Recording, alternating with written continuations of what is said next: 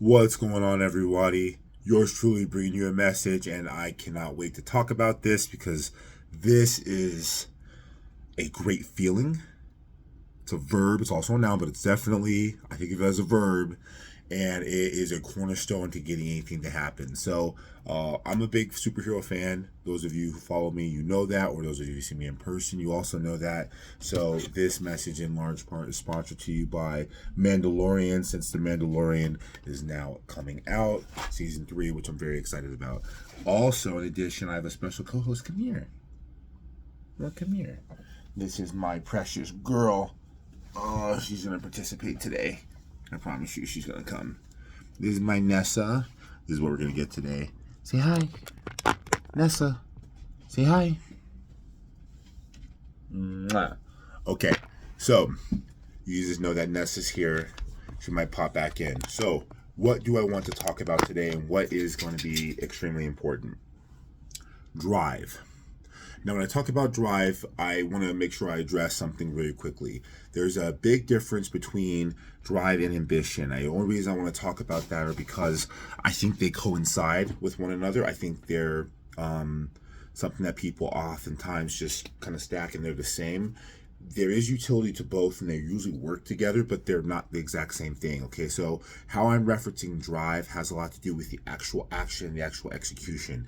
Ambition, I think about more of as an actual feeling, right? You have the feeling that you want to go and accomplish things. Drive actually being the energy and the power and the position to go and do just that. So, why are we having this conversation, or why am I bringing up drive? I feel like there's a lack of drive. I feel like there's a whole lot of ambition, there's a whole lot of words, and it's very easy to get excited, right? You should go do this thing, or I'm going to go do this thing, and it becomes words, right? But the issue is that words themselves only have utility because of what we go and do. There's this common adage, and there's this perpetual conversation. It's that knowledge is power.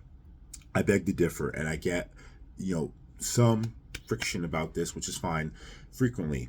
But because I say that knowledge isn't power, we all know things. We shouldn't smoke. Okay, well, we shouldn't stay up late.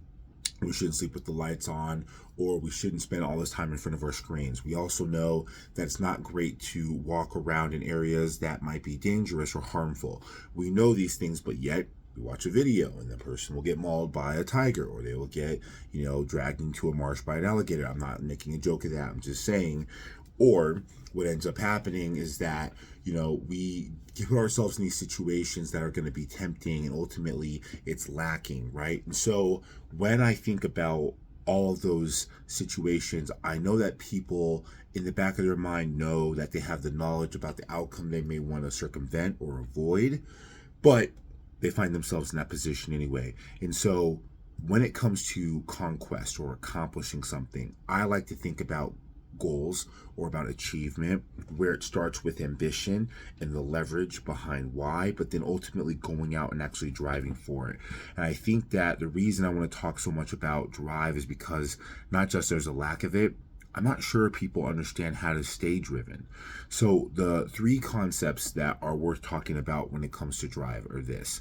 Yes, you need to have ambition. I think that's a cornerstone. I think without ambition, you'll likely end up not starting something. But I think that having ambition, which is ultimately the reason behind why, and that source of that inner inspiration. I'm not talking about motivation. I'm actually talking about ambition. The ambition to drive, the ambition behind something, and knowing that something's going to have value and utility for you, great.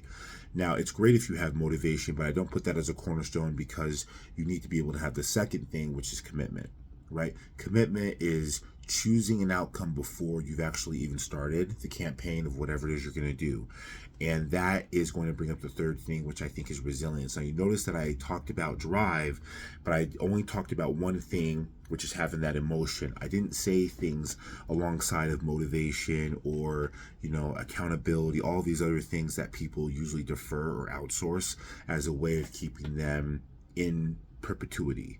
The reason I talk about those three things are because those are all probable experiences and feelings and things that you'll likely have to endure or encounter or go through or have as a tool when you're in drive. And the reason you do that is because everyone thinks about drive and they think about when they can't be stopped. That is drive, but I actually call that momentum because it just seems like you're an unstoppable force, or you're an immovable object, however you want to look at that in an analogy, because it requires that you've done the work to build that kind of energy. But when you're starting from nothing, right? When you're starting from a flat plane and you have that ambition and you're willing to be committed, and at least in the moment, and then you're going to come up against friction. That's going to require you the ability to persevere, then, or have some resilience. In addition to that, you're going to come up on stuff and you're not going to want to do it. You're going to have days, I don't care if it's the favorite thing you love doing, you're going to have the days where you don't want to do something. Or if you are doing something that's passion related, I talk about passion a lot because that makes it easier. You're going to have some element of that coin when you flip it over, it's not something that you want to do. Again, what are you willing to do? And ultimately, do you have that inner feeling? Do you have something that if you can engage with, if you can connect with that thing that's right there, what is it going to give back to you? And if you're willing to do that, the skies will be the limit. So hopefully this will be something that's a word for you guys. There's value there. There's utility there. My recommendations, write it down. You guys know that is my thing. I don't care if it's on your phone, on a laptop, or on a desktop. Write it down.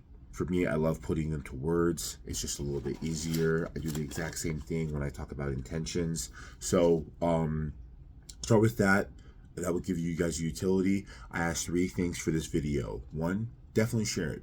Share this with share this with someone who you know this could be a value for. What they do with it is up to them, but you at least do your part. And the second thing with that, connect with me on my media. Join my YouTube channel. You guys can connect with me on that. You guys can connect with me on all my social media platforms. And I would love to have conversations with you and find out more about what it is you're doing and how this video or other videos have been able to be an impact. And from there, don't just watch this video. Go put something into action and figure out how you can best use this to affect your life and your own drive. And I look forward to hearing about it on my platforms. Till next time, have a good one.